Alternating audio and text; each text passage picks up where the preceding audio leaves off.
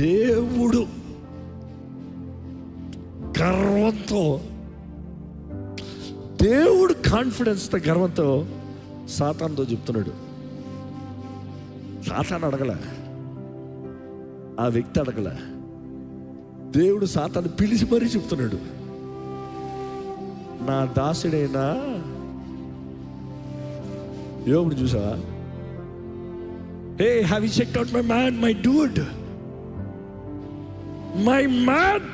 దేవుడు అన్నాడంటే ఎంత టైటిల్ అనుకుని చూడండి. దేవుడు నా దాసుడైన యోబుని చూసావా?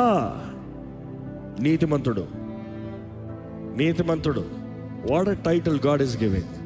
ఎంత కాన్ఫిడెన్స్ దేవుడు పెట్టుకున్నాడు. పాపం యోబుకి తెలియదు అది టెస్ట్ అని. పాపం యోబుకి తెలియదు దేవుడు ఏం చేయబోతాడని.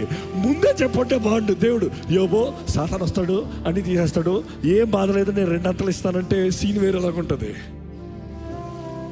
కానీ ఒకే రోజు ఉన్నదంతా పోయిందంట. ఆయన బాధలో వేదనలో గుండు కొట్టుకున్నాడంట. నెక్స్ట్ 5 వస్త్రాలు చెప్పుకున్నాడంట. మీకు ఎవరికైనా నేను ఎందుకు గుండు కొట్టుకున్నాను అనిపించచ్చేమో. నేనే కొట్టుకున్నా, ఫిల్లింగ్ కొట్టుకున్నా. I'm going through a season in my life and you all know that. And I'm going through a lot of pain.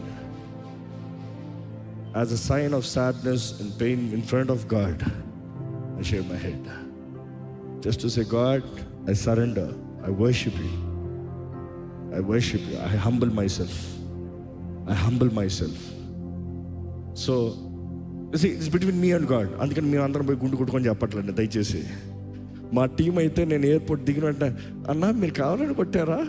ఊరే నీ ఉద్దేశం ఏంటి? ఇప్పుడు నెక్స్ట్ నువ్వు కొడదామన్నా కొడతానరా అన్నాను.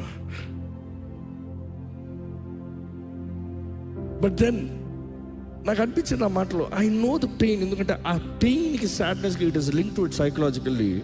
దెన్ ఆయన ఏమంటున్నాడు, ఆయన పై వస్త్రాన్ని చింపుకుని బూడిద వేసుకుని దేవుడి సన్నిధిలోకి వెళ్ళి గోని పట్టేసుకుని ఆరాధిస్తున్నాడట. యెహోవా ఇచ్చాను, యెహోవా తీసుకున్నాడు.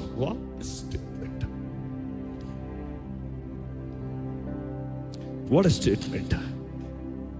It is fine. చాలా కష్టం ఆ మాట చెప్తాం కదా.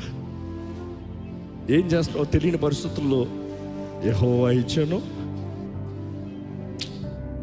But at I will worship him.